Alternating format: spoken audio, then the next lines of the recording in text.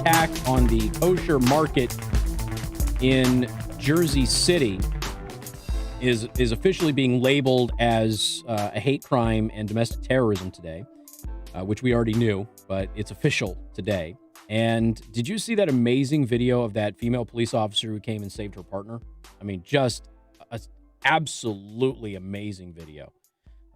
And, you know, again, in one of those cases where a lot of the heroes of these types of events kind of get washed away in talking about what actually happened and talking about the suspects and everything, it's important that you watch what she did because she saved his life.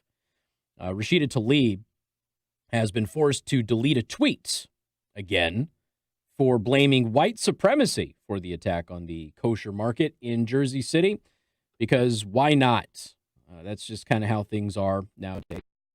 Immediately rush to judgment and throw a narrative out there.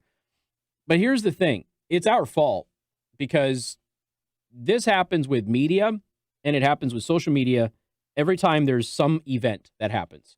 The same people are blamed every time it happens. It's always an AR-15, even if it isn't. It's always the NRA, even though the NRA's never had any involvement in any of these. It's always conservatives, always Republicans. It's always some white guy, probably Christian. You know, you go down the line. It's always the same thing. And it almost never ends up being those things.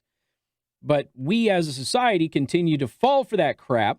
Not all of us, I'm certainly not speaking to all of you, but in broad terms, we continue to fall for that crap and go out there and spread it every time an event happens, even though we know that it's going to probably be retracted. But the people who are political leaders, prominent members of the media who do it on a regular basis, they're never really called to task.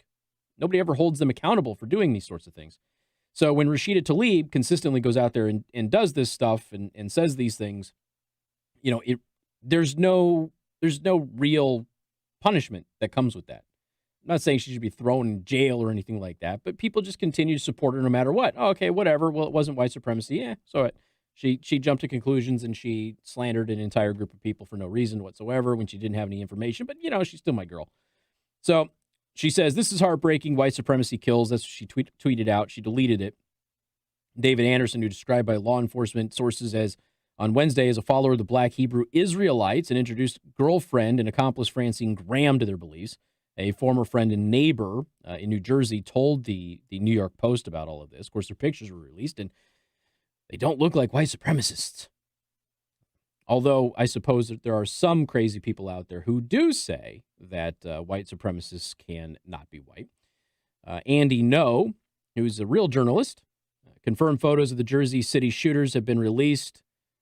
They were followers of the black nationalist anti-Semitic sect, the Black Hebrew Israelites. They killed one officer before launching an attack at a kosher market that killed 3 more.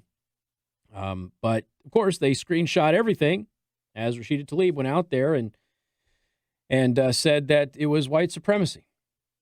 And the thing is that when you look at the numbers, it isn't whites who commit the vast majority of anti-Semitic hate crimes in the United States. It's not. I don't need to tell you who it is. I'm just telling you it's not white people. Okay? And that's according to the federal data.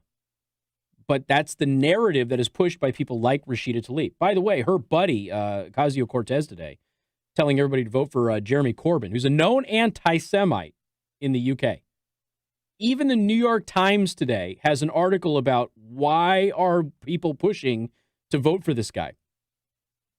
And then the Washington Post was talking about Jewish voters in the UK uneasy about this vote because he is who he is. He's on tape. And for some reason, as long as you're in the tribe, this is where tribalism is so dangerous, not just here, but everywhere else. For some reason, as long as you're in my tribe, I will excuse and forgive your hateful rhetoric, your discrimination of these people, even if they're supposed to be aligned with us. I will excuse it because at least you're my guy and you're not the other guy. It's like this, the New York Times also ran an article about how Donald Trump was making Judaism a nationality. It's not. That's not what the executive order is about at all. It's actually completely in line with what the Obama administration was trying to do. It was just extending protections that were done under the previous administration to also include people of the Jewish faith. That's all it did. But the New York Times ran with this whole thing.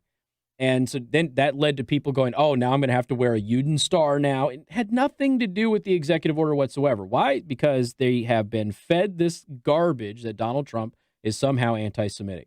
And I know firsthand because I've got a relative who's not particularly bright who said the same thing during the last election. How can you guys support this guy? He's anti-Semitic and you're part Jewish. Because he's not, and you're dumb. That's why. So, yes, I talk to my relatives that way, but I'm one of the few, I guess. People buy into this.